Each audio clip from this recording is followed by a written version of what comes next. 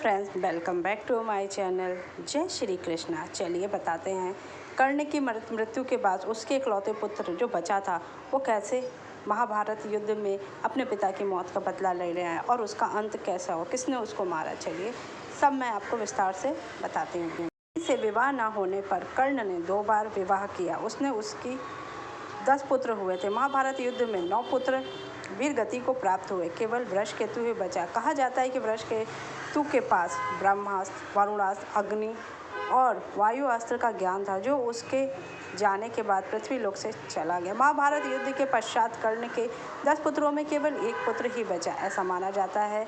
वृषकेतु जो कर्ण का पुत्र था, वह धरती पर रहने वाला एकमात्र ऐसा जिसे इतने बड़े बड़े अस्त्रों का ज्ञान था, और उसके चले जाने से इन अस्त्रों का भी साथ में वो चला गया। महाभारत की कहानी बहुत विस्तृत और रोचक है। हालांकि वह वो ग्रंथ है जिसे घर परिवार में रखने की मनाही है। ऐसा माना जाता है कि महाभारत का घर में होना कलह और क्लेश को बढ़ाता है, लेकिन फिर भी इससे जुड़ी जब कोई कथा या कहानी हमारे सामने आती है तो उसे नज़रअंदाज करना बहुत मुश्किल है। हम सभी ये जानते हैं कि महाभारत की कहानी 2 परिवारों, चचेरे भाइयों के बीच लालच और झगड़े की लड़ाई है। यह कुरुक्षेत्र के उस भयंकर युद्ध पर भी आधारित है जिसे इतिहास का सबसे भयंकर युद्ध माना जाता है। इतना भयंकर कि उसके कारण आज भी वहाँ की मिट्टी का रंग लाल है। लेकिन इस कथा में एक ऐसा पात्र था जिसके विषय में बहुत कम लोग ही जानते हैं। कर्ण, जिसे एक महान योद्धा कहा जाता है, वह दानवीर कहा जाता है। दुर्योधन की हर भूल को जानने और समझने के बावजूद केवल अपने दोस्त का फर्ज अदा करता था।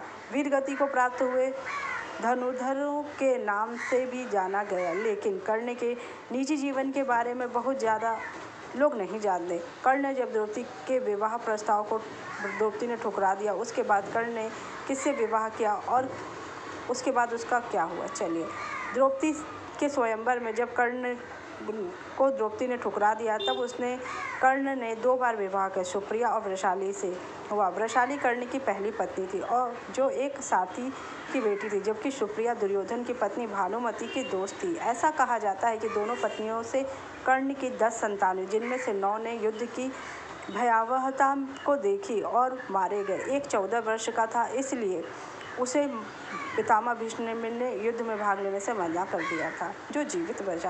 वैशाली से कर्ण के 8 पुत्र, जिनमें से सभी ने कुरुक्षेत्र के महाभारत युद्ध में भाग लिया और पांडवों द्वारा मारे गए थे। उनका सबसे छोटा पुत्र वृषकेतु एकमात्र ऐसा व्यक्ति था जो युद्ध की भयावह से बच गया था।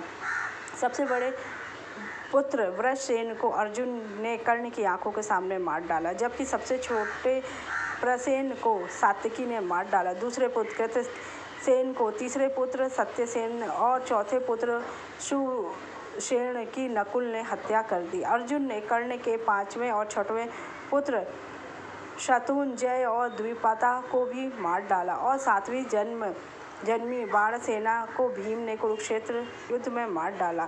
ये सभी कर्ण और वैशाली से पैदा हुए थे। माता पिता दोनों को बहुत पीड़ा हुई। कर्ण अर्जुन द्वारा मारा गया था। वैशाली ने सती होने का विकल्प चुना, क्योंकि वह अपने पति से बहुत प्यार करती थी। वह चिता पर बैठकर सती हो गई। हालांकि इतिहासकार इस बात पर सहमत नहीं। वृषकेतु कर्ण और वैशाली की ही संतान थी। ऐसा भी कर्ण का विवाह भी एक क्षत्रिय महिला पुकेया की राजकुमारी उर्वशी से हुआ था। ऐसा माना जाता है कि वह कर्ण की वास्तविक दूसरी पत्नी थी। वृषकेतु उसका ही भी पुत्र है। कुरुक्षेत्र के युद्ध के बाद वृषकेतु सब कुछ हार गया। जब अर्जुन को यह पता चला कि कर्ण उसका ज्येष्ठ भाई था, तब उसने उनकी अंतिम निशानी वृषकेतु की हर संभवतः सहायता की। वह उसका सबसे बड़ा सहयोगी बना। वृषकेतु कृष्ण और अर्जुन का सबसे प्रिय था। ऐसा माना जाता है वृषकेतु ब्रह्मास्त्र, वरुणास्त्र, अग्निरास्त्र और वायुअस्त्र के उपयोग को समझने और जानने वाला पृथ्वी पर अंतिम प्राणी था। इसलिए भगवान ने उसे समझाया कि उसको इन बहुमूल्यों को किसी के साथ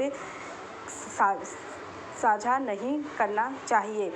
वृषकेतु ने अर्जुन के साथ मिलकर कई युद्धों में भाग लिया। अंत में वह अर्जुन के पुत्र बर्बरुवाहन के हाथों मारा गया। उसकी मृत्यु के बाद ही अस्त्र शस्त्र चलाने का ज्ञान भी इस धरातल से नष्ट हो गया। उसने कभी भी अपने पिता की मृत्यु का बदला लेने के लिए पांडवों से युद्ध नहीं किया। अगर आपको मेरी जानकारी अच्छी लगी तो मेरे चैनल को लाइक सब्सक्राइब शेयर किया। Thank you so much.